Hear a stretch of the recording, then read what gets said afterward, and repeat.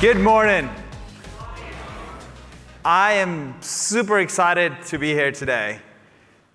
It was exactly this year, about a year ago, that I came here as a guest. UiPath invited me during the interview process to come here and look at the conference, meet some UiPath people. And I had the opportunity to interact with many of you here in the audience that were here attending the event. I walked away that day convinced that the group of people here at UiPath and the developers and the partners were onto something big and something super visionary. It was like the aha moment for me that told me that this company, UiPath, not only has the technology that will have a lasting impact on what happens with enterprise software, but it also fosters this collaborative community of developers and partners, and it makes sure it invested in it and makes sure it's doing the right things to be able to do that. There's hardly any company that has the vision, the products, and the culture to be able to do this kind of transformation in the industry.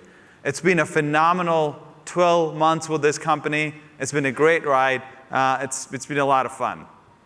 Okay. So I'm here to talk a little bit about where are we going, the product roadmap. So I have to put the disclaimer out because some of the stuff we'll talk about in the session today and the rest of the sessions today are future-looking statements of things that we plan to do, and our lawyers make sure we project that because plans, as you know, in software do change. One of the things I want to reemphasize that Bobby talked about is we're living in very, very transformational times. Some people call this the fourth industrial revolution. And the first one came when steam engines were invented and people started moving from farms to cities and started living differently. The second one came about with electricity and all the inventions that came and brought about sort of some of the first aspects of automation. When tractors were introduced into agriculture, where other sorts of factory automation products were created, that fundamentally changed how people lived and how people worked. Now, some of you here are millennials and don't get this, but there's other people like myself. When I grew up, most of my early years, we didn't have a landline phone at our home. We had to go to somewhere to go call somebody, call our relatives and our family. If I talk to my nephews and nieces today and said we don't have internet, they don't understand it. They're like, what do you mean we don't have internet? It's like, we don't have air to breathe. Internet is everywhere. That was the third industrial revolution, right? That came about with computing, with personal computing, with internet, and that also fundamentally changed, how we live. We can't imagine living without our cell phones anymore, and that has made an impact on us. The era that we live in now, that just started, the era of artificial intelligence, the era of automation, is what people call the fourth industrial revolution. The interesting thing about this era is that it is driven by some fundamental trends that are driven by technology, right? These are things that have come about because of connected devices. These are things that are come about because we have, the changing demographics. As people live in longer, there's not enough working age population in comparison to the retired folks. AI is going to make decisions on what we buy and how we buy and where we do our vacations and how we travel and which hotel we stay in. And all of this is fundamentally changing the future of work in a very significant way.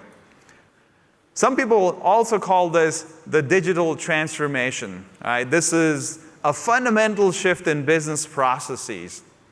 I'll tell you why this is super interesting to us as software developers. And many people have talked about this. Every business today is a software business. Whether you're selling services, telecommunication services, or professional services, or you're manufacturing automobile cars, industry is going through a very fundamental shift, a very fundamental transformation where business processes are changing. These companies are if you talk to automobile companies, they're not thinking about how they're going to change their factory automation. They think of the car less as a mechanical device, but more as an electronic device that is changing the experience of driving.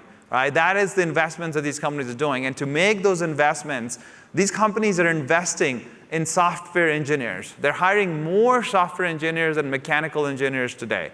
A manufacturing company, can you imagine that? They want to hire more software developers. They want to hire more engineers that can make the change and kind of create the era of electronic products.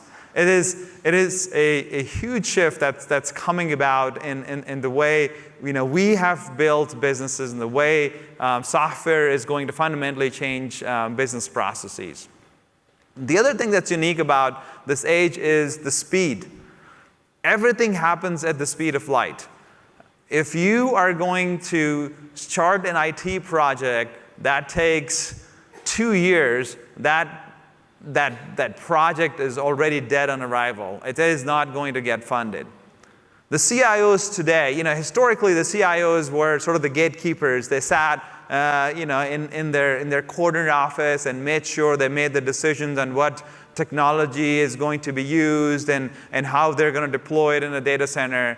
Today, the CIOs are less of that gatekeeper and more of a concierge of sort of helping, advising business on what tools to use to make the shift, to make the changes that they need to be doing in the business. And that's fundamentally changing the buying cycle, the way the business is getting involved in deploying technology and deploying software and deploying automation to make sure they can meet their business needs. So, our technology today, I'm here to talk about technology, and I'm talking about sort of trends in businesses. Our technology today is sort of split into these three components. Many of you are very familiar with what this is, but very broadly and very high level, we've got the UiPath Studio. The Studio, and we'll look at some demonstrations today. We will look at each one of these products. The Studio is where a developer goes in and defines, it's a low-code development environment where you go ahead and define very quickly the process that you want to go automate, and you can create that automation quickly. Speed and making sure that you can do the automations and the capabilities is essential and very important there. The Orchestrator is the central nervous system of digital operations. It's the place, it's a server that manages your digital workforce, what the robots are doing, what processes they have, packages they have to deploy and run. It manages entire scheduling, reporting, and monitoring of how the digital workers are working. And the robots are the digital workers. They can work in attended mode, as in working side by side with an employee, or they can work in an attended, as in doing work for the organization or for the worker in helping them perform their processes. Bobby talked about this. Everything that we do from a product development perspective today, we apply this single lens to it. How is this going to promote automation first? We want to make sure that everything that we do increases the velocity, increases the scope of what organizations or customers are able to do with automation. We're making huge investments. Everything that we talk about from a product capability perspective today that we've invested in this year or the ones we want to do in 2019 are focused on how do we make sure that we can enable things like every worker in the organization should have a robot that they can ask to help for doing things for them. How can we create an ecosystem that is working with us and helping enable more business processes, helping enable more automation and create extensibility as not an afterthought into the platform, but as one of the first things. Everything we create, we think about how do we make sure that this can be extended to the specific needs that our customers or partners might have. We think about that from the get-go. And then AI and machine learning. There's a lot we've done in 2019 for AI and machine learning, but there's a lot more that we're going to be focused on in AI machine learning, and we'll talk about that today. Our 5 core pillars of the product strategy are consistent with where we were about a year ago. We are going to continue to make investments in making sure our platform is open, our platform is extensible. It is something that we will deliver a lot of capability. We want to make sure our partners or customers are able to extend it to their specific needs, can do the things that they need very easily without having to feel like they're stuck with whatever we deliver. So we've built a very open, extensible platform to support that. Rapid results. We've been focused on making sure that we can drive developer productivity. We can drive the productivity of the person that's creating the robot, so we can do it faster, we can do it quicker, and we'll continue to make a lot of investments to make sure that the robot for every employee is able to do that. The robot can learn new skills quickly and make huge investments there. We want to democratize AI. We want to make sure AI is not something that only data scientists are able to do in an organization. Everyone that's doing the automation is able to leverage the AI, whether that's AI for making decisions, whether it's AI for applying computer vision to automation, whether it's AI to do document understanding, or AI to support intent detection of that email or the chat interaction that the robot's having with the customer on the other end. We want to make sure that those are all intrinsically built and supported in the platform, but very easily able to add other capabilities and create the ability to add AI into the process automation. Scalability. Bobby talked about customers that are now deploying not 10 robot, not 100 robot, not 1,000 robot, but 100,000 robots in our platform. We fundamentally believe that somewhere between 20 to 50% of the work that people do, the white-collar workers do in an organization, is repetitive, is something that can easily be automated. So we are defining our platform to be able to meet and scale to the needs of the workloads that are taking up to 50% of the workload of entire organizations, large organizations, be able to scale to that effect. And last but not the least, trust.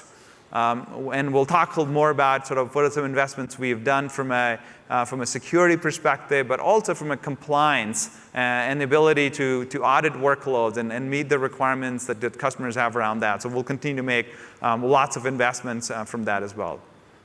Raghu mentioned we've had a busy year. We've done 4 releases this year. We committed to doing 4 releases, and we did 4. What is more important is that every one of these releases came with significant chunks of new capability that was available in the product. We spent some time with customers yesterday at the Customer Advisory Council. We've also heard many of you in the room here. You've said, while it's great that you're releasing so much stuff so quickly, so fast, however, we can't absorb it as fast as you're releasing it. So going in 2019, we are going to do 2 things. One, we're going to do 2 major releases. What that means is that the core platform is going to get enhanced twice a year, in 2019 1 and 2019 2, first half and second half of the year.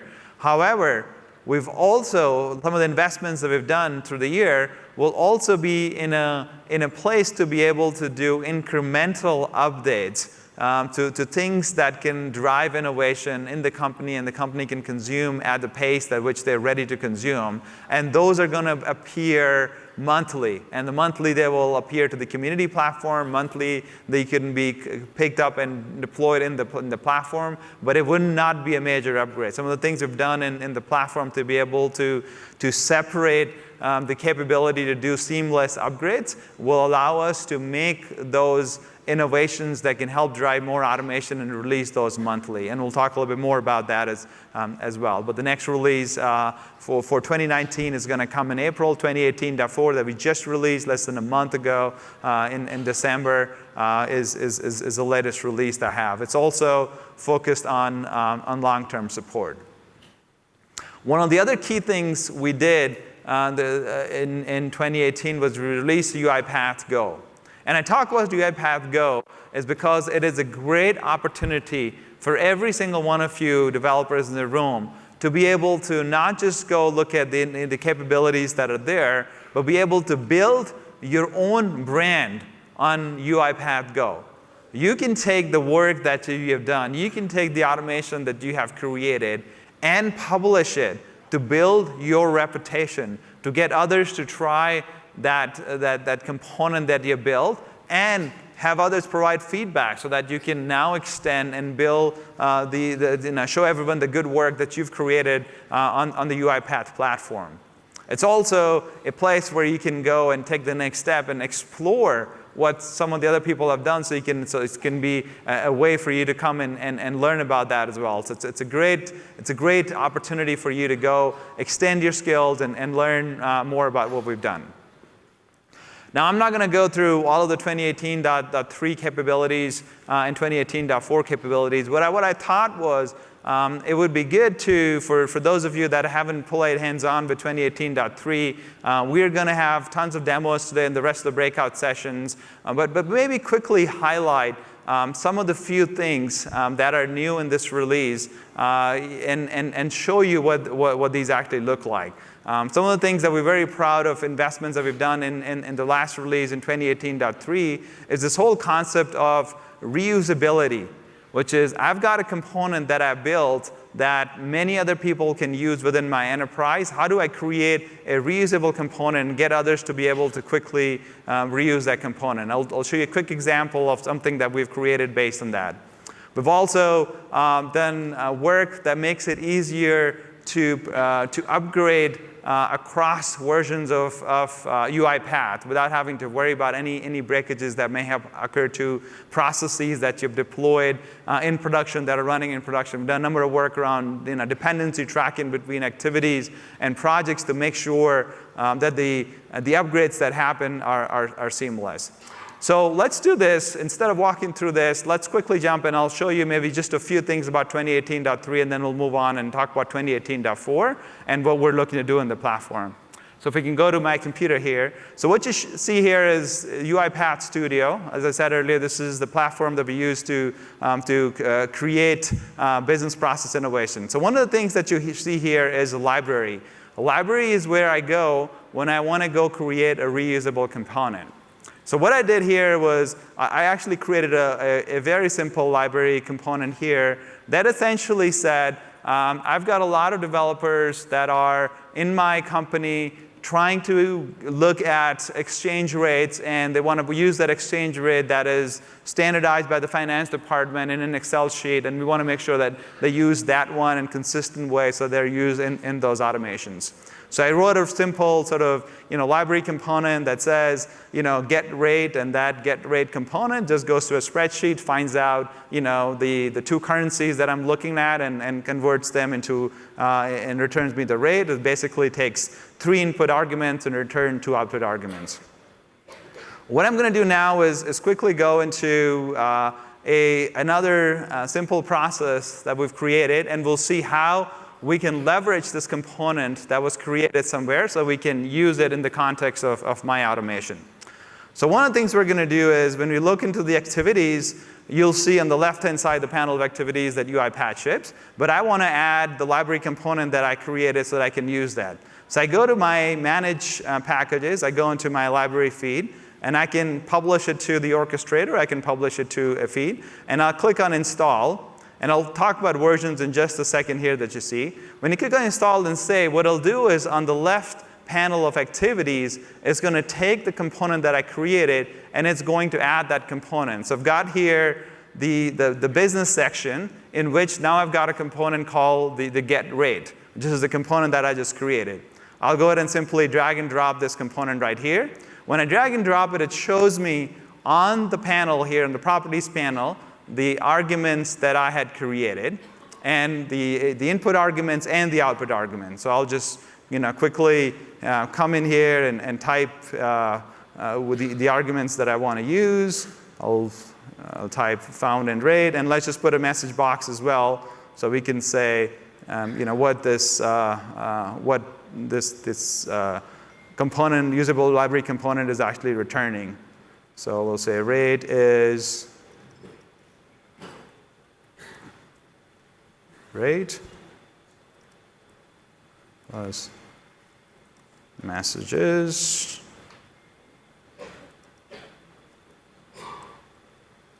okay.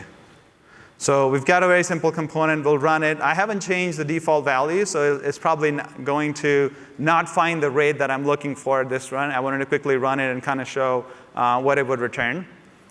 And it comes back and it says the rate is 0. The message is rate not, it just says rate not found, but because it hasn't found a rate specific to that. So let's just quickly go ahead and change that. I'll put today's date in here. I'll say it's 17th or 18th. I'll say I want to get the rate from USD to Indian rupees, and let's just make this a little bit nicer so that we have some space here, and run this again. So now it's going to go to the same spreadsheet and basically find out in that table that it actually have a rate for that particular date, and it said, yeah, it found a rate at 65.22, and I'm very easily able to use that reusable component, and every single developer now uses that component. Now, one of the things you may have noticed when I added that component to the managed packages place is it had a version, right? This is the latest version that I have deployed. Now, if I have a library component that I use that's working well for me and the developer for that component, whether it's a reusable component or a core activity that we ship, creates a new version, and I don't want to disturb the process that's running in production, I can tie my process to say that always use this version that I am building the process with, even if I have a later version available in the orchestrator that I'm able to use. So it can always tie itself to that version, so it can, again, make sure that your upgrades going through this process are seamless and don't cause a lot of disruption. Some of the other things that we've done in 2018.3, and Bobby talked about this, which basically said that we're seeing an increased sort of consumption of attended automation today. We're seeing customers saying, we're going to deploy this in call centers, we're going to deploy this in HR operations, HR employee onboarding, and we're going to use it in the context of the business process that we've created. So one of the things we did also is the ability for a robot to collect human input when it is working in the attended automation mode. So in this case, what I'm doing here is I've created a custom input form. It could be any HTML form. I created a very simple one, not a very pretty looking one, but you can create a very nice HTML form. In this case, when I go ahead and run this automation, it'll basically pop up a form, and they will say, I need to collect some input before I can move forward, right? And I can, put in this case, in case I want to validate that I am the employee that's actually calling this, so I'll say, Param, and I'm a dev.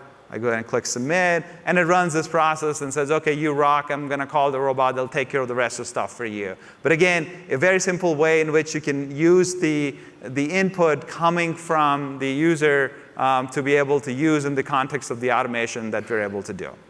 Now, what you saw on the background over there was, and before I go there, one of the other things that we do in attended automation is a lot of times when automation is running in the context of the user, you want to block user input. You want to block keyboard input and mouse input, lest it interferes with the automation that's running. So we've created activities to be able to block the user input that happens in the context as well.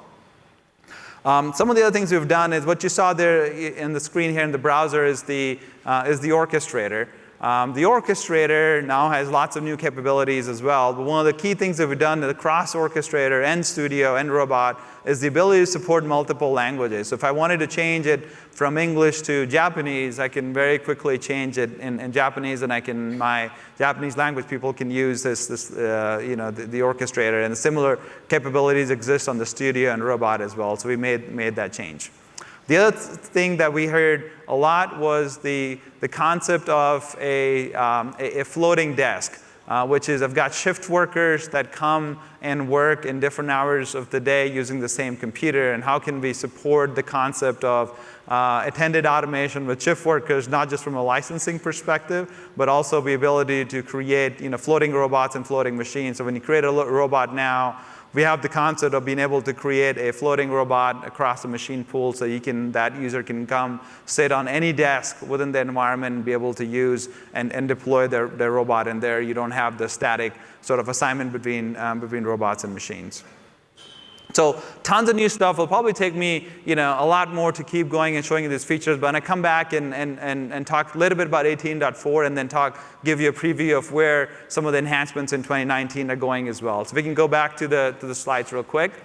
2018.4, we've done a number of key enhancements there as well. One of the first things we did in 2018.4, that this is the long-term support release, which essentially means that if you're using the 2018.4 release, you now can go on this release and stay on this release for the next 2 years, right? So it provides the ability to make sure you don't have to worry about doing more frequent upgrades. We've done a number of things here, things like being able to support a global exception handler, so you can handle exceptions no matter where they appear. You can not have to create the blocks of handling exceptions everywhere. So we can create global exception handlers. We have done the ability to create integration into Google's G Suite application, just like we support Microsoft Office. Now we support Google G Suite as well for customers that are using them. Again, lots of enhancements here that we've done across the product as well. Maybe one thing I want to quickly show you is the ability to process collect input from a human when you are trying to extract information from a document. So we've introduced the concept of a document validation station, which helps increase the capability to digitize documentation processes as well. So we can quickly switch back to my machine for a quick second. I want to show one quick thing. So I'm going to launch a new process here where I have that product, and I'm going to quickly, in this process, what I'm doing is I'm passing it a receipt, and I want to extract information and data from that receipt. However, if I don't get the exact information that is returned to me and the confidence level for that is low, I maybe want to pop up a validation station and get the user to collect this input. In this case, I picked up a bunch of information from this receipt. For example, I picked up the date. When I click on this, it will actually show me where the date came from. When I click on this, it tells me where the total amount came from. But when I look at the first one, the vendor name, it doesn't have very high confidence where it got the vendor name from, and it looks like it's garbled text. If I want, I can click on this and say, I just want to get this, right? And be able to click and point and correct the input that I've created. Or I can click and edit as well, and essentially type what I want as well, which is central computers, and save it. And this is a way for me to collect and correct the data that I've collected from the OCR process. Later in the day today, we're going to see more demonstrations where we'll see this integrated into our partner solution from Abby, right? Where the Abby's Flexi Capture engine is going to use the same validation engine. It can also, we've built it again from an extensibility perspective that you can use this validation engine across anything that you're building. If you create your own OCR capability to detect a machine learning-based detection of fields, you can use this validation engine in those processes as well. So again, we've built it in a very generic fashion so that you're able to use it across whatever kinds of things that you're looking to as well. So we go back to the slides real quick. So that was 2018.4. Again, tons of new capability. And to the breakout sessions, you're going to hear more about some of the stuff that we've done there. Let's talk a little bit about 2019.1. What we've done in 2018 across the 4 releases is we've listened intently to what our customers are telling us, to what our partners are telling us, and made sure that we did a ton of investments based on the feedback voice that we're hearing from our customers and from our partners. We're going to continue to drive a lot of that capability into the product in 2019.1 and 2019.2 releases. Some of the core things that we're looking at supporting in 2019.1 is support for Git for source code management, support for improved expression editor so they can write complex expressions directly into the block that you have there. Being able to support third-party plugins into Studio so you can manipulate things like the ribbon and add a wizard to the ribbon if you wanted to add it based on those capability. If things have changed across versions of workflows and you wanted to know what has changed and you wanted to see that visually across those two versions of products, you can do a visual workflow diff. We've enhanced computer vision capabilities. We're going to see some great demos around that later today as well.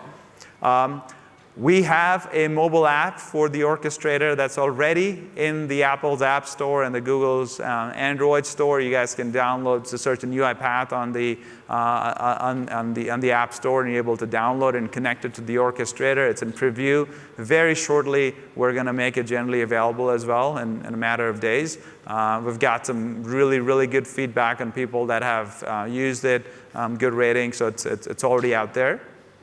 We're going to increase the ability or enhance the ability to monitor what the robots are doing. We're going to invest in better monitoring and real-time reporting capabilities.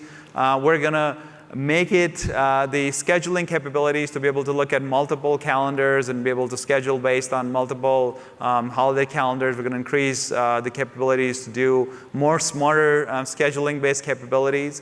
The libraries today are deployed at a host level. When I publish my library component that I showed you earlier, it deployed to the host. What if you want to deploy it just to the tenant so that only that tenant is able to see that? So we'll make those sorts of enhancements as well. We'll provide support for additional browsers. So Edge support will come in 19.1 as well. A lot of our attended our front office automation use cases are saying that they want to use the robot API and they want to create a user experience that is embedded into the experience that the agents might be using. The agents don't necessarily want to invoke the robot tray to start a process. They want to get a widget where they can put the widget directly in place for the flow of the automation that they want to invoke. So we can create the ability to create that user experience that can be embedded to start the robot or the items from the robot tray directly in line with where the items are running. Execution streaming. A lot of times you want to know to be able to debug a process that's running in production. The error message itself maybe is not enough for you to know what happened. You want to get screenshots of the last few seconds of what the screen was saying when the error occurred at the robot. So we'll provide the ability to get that streaming update from a visual perspective so that when you're debugging sort of a production level issue, you're able to see exactly what happened on the screen when the error occurs so you can recover from it. I didn't talk about this in 2018.4, but we introduced a dark theme for developers that want to work in a black background as opposed to white background. Someone staring at the computer all day long building processes maybe doesn't want to look at the white background. Maybe they want to look at the dark background. I don't blame them. That dark theme is available in 18.4 in Studio and Orchestrator, but will also be available in the robot coming in 2019.1. And we're also collecting some machine health information that robots are able to publish back to Orchestrator so we can kind of know the consumption of the different resources on the machine when the robot was executing those processes. I'd say a lot of these enhancements are coming from direct feedback from our customers that are deploying our technology at scale, and we're going to continue to make these incremental enhancements based on what we're trying to do. We're also doing some big changes to the product in 2019.1, which is creating capabilities, creating offerings that are going to live side by side with our core offerings. Let me talk about a few of those. First one is a UiPath SaaS offering. Our technology today can be deployed in the cloud. You can run our entire infrastructure from the robots to the Orchestrator completely on either AWS or Azure or Google Cloud Platform. However, somebody on our customer or partner still has to go and deploy it and manage and run that in a private cloud deployment. What we're going to create this year is the ability to run a SaaS offering which is managed by UiPath. So the only thing that a customer has to care about is signing up for the service, and the Orchestrator and the deployment of the robots is all managed by UiPath using the SaaS offering. So that is something that we're working on launching very soon. We're also looking at business process automation. What do we mean by business process automation? So today RPA is focused a lot on automating tasks, atomic tasks that humans are performing that does one thing in that instance of time. And it doesn't have to be a very small, it could be a very complex task, but it is still a task that is getting executed. We're looking at end-to-end business processes. These are processes, somebody, orders a machine which is custom built to order, right? That process of capturing that customer order to fulfilling that order is not a minutes or hours kind of process. It could take weeks, it could take months to be able to complete that end-to-end process. And many of those steps in that process may still be human steps, may still be human things coming in and creating those tasks and doing that stuff. So you need the ability for a long-running workflow that is able to take a complex business process that is tying together a set of RPA tasks, but also tying together a set of asynchronous execution things that humans have to come in and do so you can support that end-to-end business process. So we can create a platform that's able to take the needs of complex businesses, order to cash processes, procure to pay processes that are complex processes that are not completely automated because of the way those processes execute, but they still want to take the efficiencies and manage the end-to-end process. We're creating a platform to drive more automation around that. We're going to continue to make a lot of enhancements. We saw the validation station now. We're going to continue to make enhancements around making sure that we can support a smart machine learning based data capture platform that can support the needs of customers that want to extract data from paper-based processes when the heterogeneous nature of the input that you're collecting the data from is very vast. So you don't have to train where you're collecting the data. You want to create a machine learning based algorithm that's able to detect the things and patterns in the object and create them. So we're going to create a deeper set of document understanding capabilities that's able to extract information from papers and documents. A lot of our customers today are saying it's great that you have reporting on Orchestrator. We know what the robots are doing. We know what processes are doing. We want to be able to go measure the impact that the robots are having based on the processes they're running. We want to be able to understand not just the fact that the bot ran 20 times last night and created those jobs, but what did those jobs do?